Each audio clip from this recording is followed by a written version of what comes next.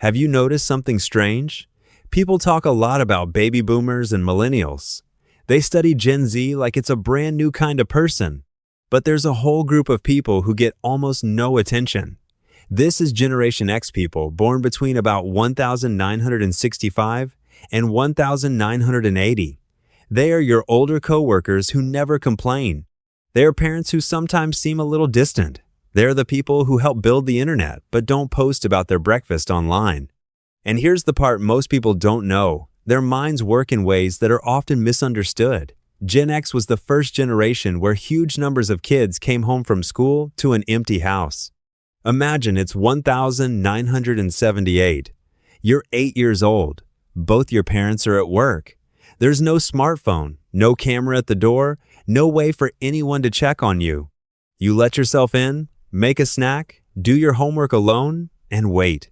One study found that by 1984, about 7 million kids between ages 5 and 13 were regularly home alone after school. A whole generation learned early that you can't always count on someone being there. That empty house taught them more than how to take care of themselves.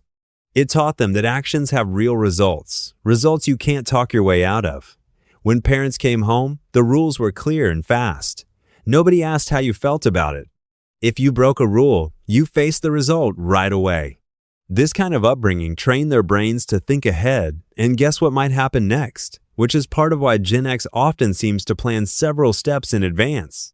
Gen X also watched grown-ups say one thing and do another. Parents talked about steady marriages, but divorce rates went up through the 70s and 80s. Workers gave everything to their jobs, only to get fired when companies needed to cut costs. Everyone said work hard, follow the rules, and things will turn out fine. Then the rules changed right in front of them. Some experts call this kind of thinking expecting the worst, so you're not caught off guard. Gen X just calls it being realistic. They're not exactly negative people. They've just built up a kind of emotional shield. They hope for good things, but quietly expect something to go wrong, because that's what kept happening to them. This is part of why you don't see them much on social media. They grew up at a time when privacy was normal. If you messed up as a kid, only a few people knew, and that was the end of it. There were no phones to film it, no videos to go viral. Sharing your whole life with strangers doesn't feel fun to them. It feels risky. It's not that they don't understand technology. It's that they learned early on that the less people know about you, the safer you are. Gen X turned humor into a kind of armor. Make a joke, keep some distance, laugh before something can hurt you. This makes sense when you remember they grew up during the Cold War, when teachers talked about nuclear war like it was just another rainy day, and schools ran drills where kids hid under desks as if that would help. When adults act like disaster could happen any minute but also tell you not to worry, you learn to hold two opposite ideas in your head at once and to keep a little distance from everything, just in case. But here's something interesting. Even with all this, Gen X built a very particular way of working. They don't talk about it. They don't post about it. They just do the work. This habit started early, with jobs that seem old-fashioned now delivering newspapers at 5 in the morning, bagging groceries, working a cash register, and adding up change by hand when the machine broke. These weren't resume builders. They were a kid's first real taste of adult responsibility, a 12-year-old trusted to deliver the news to an entire neighborhood. They watched their parents' generation get hurt badly by company layoffs, so they never fully trusted companies to take care of them. Instead, they put their trust in their own skills. They can't control whether they'll be let go from a job, but they can control whether they're the most capable person in the room. There's an interesting contradiction here. Gen X is one of the most independent generations, but also quietly supportive of others. They won't ask for help. They've been figuring things out alone since childhood. But if you need help, they'll show up without making a big deal of it. This comes from forming close friendships out of necessity, back when parents weren't around much. Their relationship with authority is complicated too. They respect skill, not job titles. If you've earned your position by being good at what you do, they'll follow you anywhere. If you just have a fancy title but don't actually know what you're doing, they have no patience for you. This comes from watching leaders make bad decisions throughout their childhood political scandals, mishandled health crises, and more. They also faced hard financial times their parents never had to deal with. The youngest of them graduated college right as the dot-com bubble burst. The oldest were in their prime when the 2008 financial crash hit.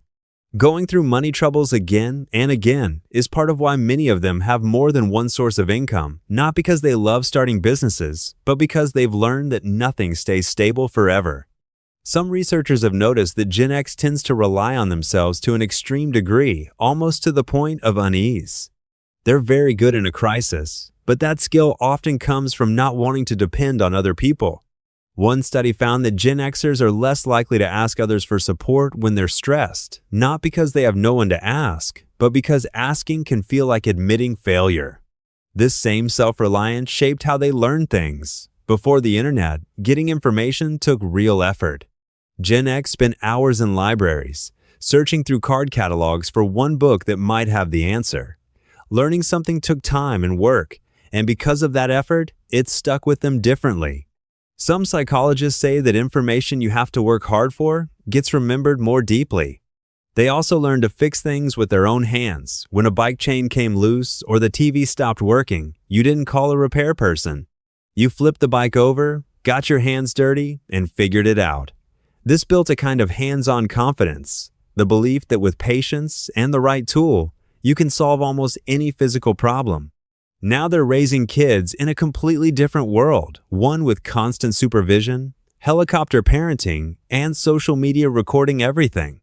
They gave their own kids the attention they themselves never had. But sometimes they worry they've made their kids too soft, too dependent, too exposed, because in the Gen X mindset, being seen by everyone means being at risk.